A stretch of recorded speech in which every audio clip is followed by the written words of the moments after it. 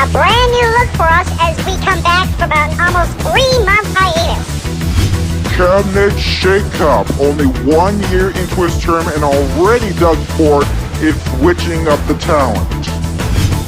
A cool-off is on the way, plus some more showers. I'll have your full forecast coming up in a little bit. And ahead of local sports, we've got action from baseball to talk about.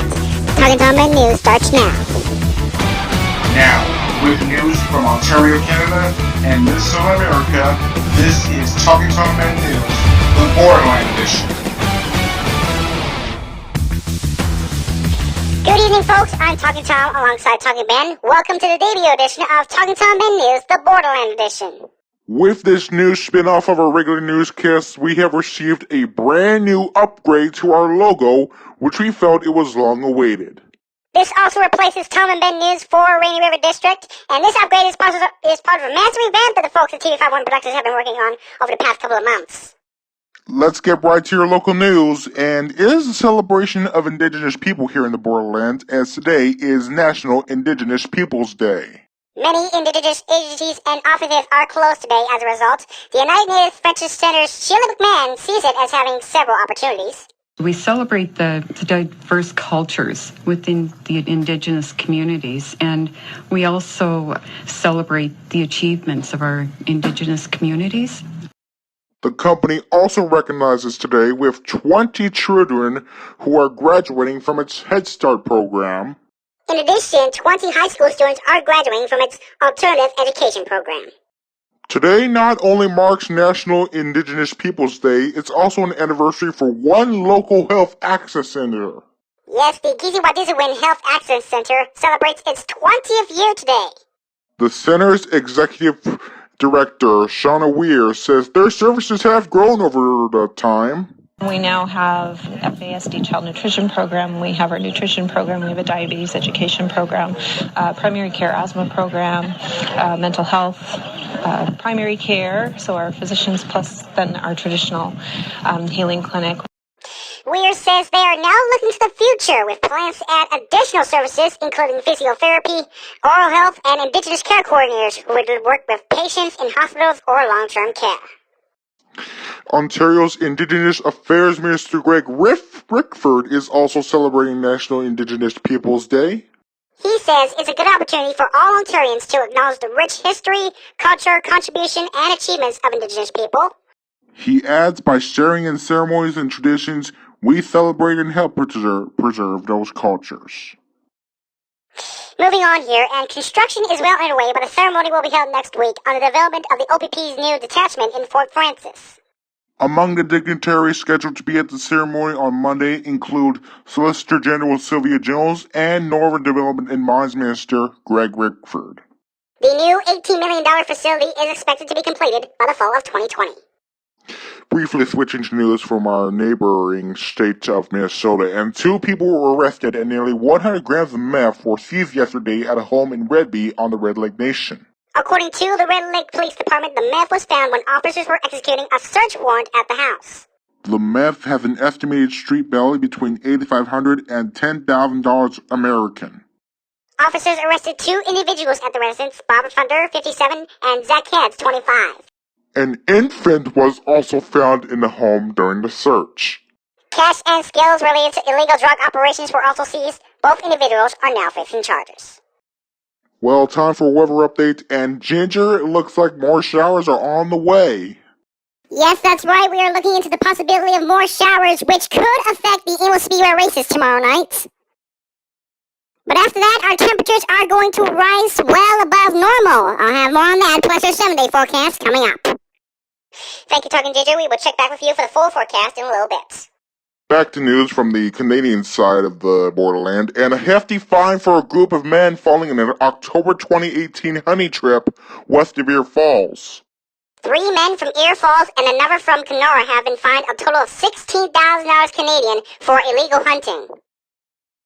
The Ministry of Natural Resources and Forestry says a moose was harvested without a validation tag or any evidence left to verify the gender of the animal. The court was told the men also misled conservation officers throughout the investigation and provided false information. All 4 have also been banned from hunting for 1 year. Still to come, the first ever red-blue build in the Twin Cities takes place today. We'll tell you what it's all about. Ahead in your 7-day forecast, we have showers to go through tomorrow, and then our temperatures warm up. Details are ahead. And in your sports, we have Emo Speedway action tomorrow night. I'll take a look at the standings ahead of tomorrow's races and more when Talking Tom Ben News continues. When you want to work harder and smarter, get the Ford F-150 at Sunset Country Ford. They built it with all the capability you'd expect. Plus, they loaded it with smart tech you can rely on and make every job easier. Right now, until July 2nd, get 0% APR purchase financing for up to 60 months. Plus, $6,250 in rebates on select new 2019 F-150 models. Offer ends July 2nd. Stop by and talk to their sales team. Get your F-150 today at Sunset Country Ford. This is Ford Country.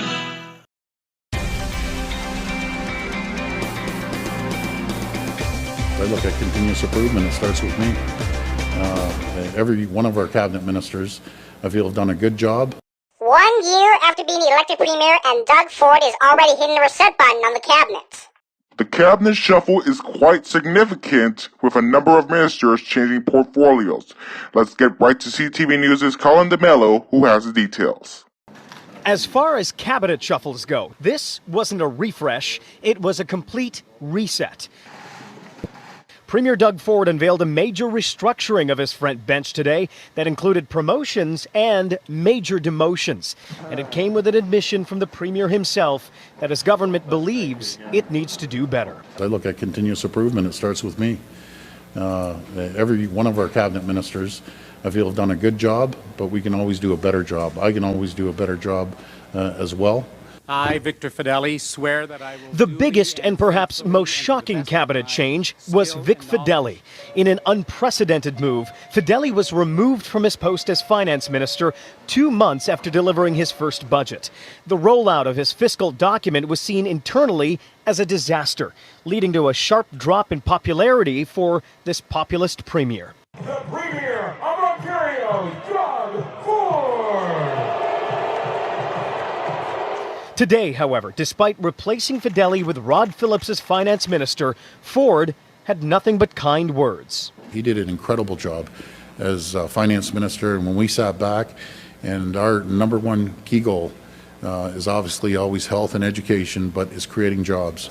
There's no better salesperson in our team than Vic Fedeli. I, Lisa M. Thompson, swear. Also switching posts is Education Minister Lisa Thompson. Her handling of the file led to controversies that plagued the government from day one.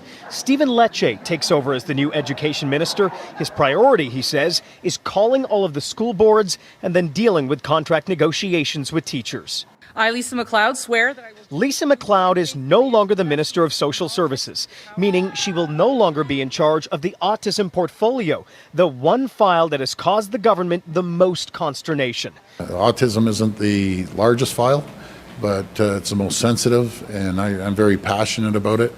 And we're going to make sure that we continue on with a great plan that Lisa put in place. And we have all the details on our story, including all of Doug Ford's changes, on our website. Back to local news, and the Family Center is moving to the Fort Francis Volunteer Bureau next month. The center, set up to help those in need, is being seen by some as contributing to an increase in shoplifting and littering in the downtown area. But one of the volunteers, Monica Sues, doesn't see their move resolving all of that. I think it'll ease the concern of people standing outside our building, but I don't think it's going to change anything throughout the town. Sue says the reason for the move is because their Scott Street location has been sold. Back to news from across the border, and the first ever red-blue build will bring together 18 state representatives and senators of both parties to volunteer on a Twin Cities Habitat for Humanity construction site. Affordable housing really has to be a bipartisan issue, and it has been in the legislature for a long time. It is also important for people to understand the need for more affordable housing, particularly home ownership. Former Mayor of St. Paul and President for the Twin Cities Habitat for Humanity, Chris Coleman, states that the bill also kicks off a new campaign for the Habitat for Humanity. He says the campaign aims to improve affordability for 10 million people in the U.S. over the next 5 years.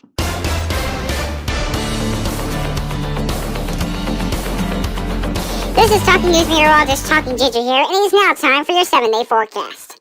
As I said earlier, we are tracking the possibility of showers and maybe thunderstorms this weekend, which may impact the Emo Speedway races tomorrow night. Right now, the probability for these showers is moderate, but as the forecast changes, I'll let you know on the Talking News website. Highs for this time period should be in the mid-20s Celsius, but as we progress throughout the week, those temperatures are going to rise.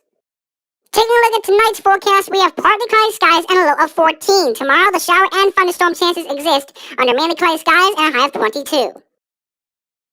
We have another possibility of showers on Tuesday, but the sun will dominate the rest of the week as the temperatures soar to the low 30s. Back to you. Thanks, Ginger. Let's turn it over to Talking Tyler now for your sports updates.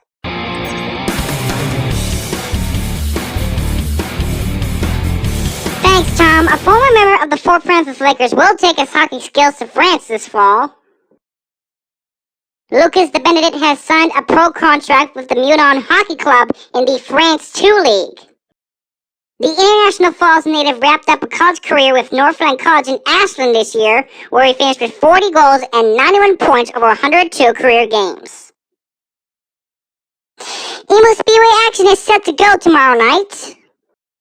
Taking a look at the standings ahead of tomorrow's races, Brady Call is back in front of the Wissahickon Modifieds division, 14 points up on Emo native Brody Strahan. Cody Ossachuk now leads the Wissahickon Midwest division by a tight gap of 4 ahead of Tanya Williamson. And in the Emo Street Stock division, Tyler Wilson continues to dominate with 405 points and has a 9-point bulge over Race Westover.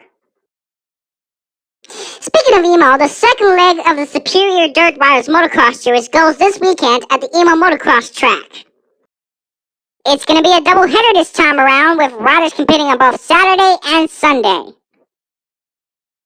The action will get started at 11 a.m. both days. I'll be there live on the Talking Tom Ben News at noon tomorrow, and at the racing track tomorrow at 7. And that is your sports report. Now back to you. Can't wait, Tyler. Thank you very much. Let's get one final report on the weather with Talking Ginger. Thanks, Ben. Well, we have multiple chances for showers this weekend and throughout the upcoming week, but we are bracing for a warm-up next week. Let's just hope Mother Nature will hold off on us so we can see some motocross and racing action this weekend. We hope so. Thanks very much. That is going to do it for us. Remember, you can stay connected anytime by going to our website. For now, though, thanks for watching. Good night.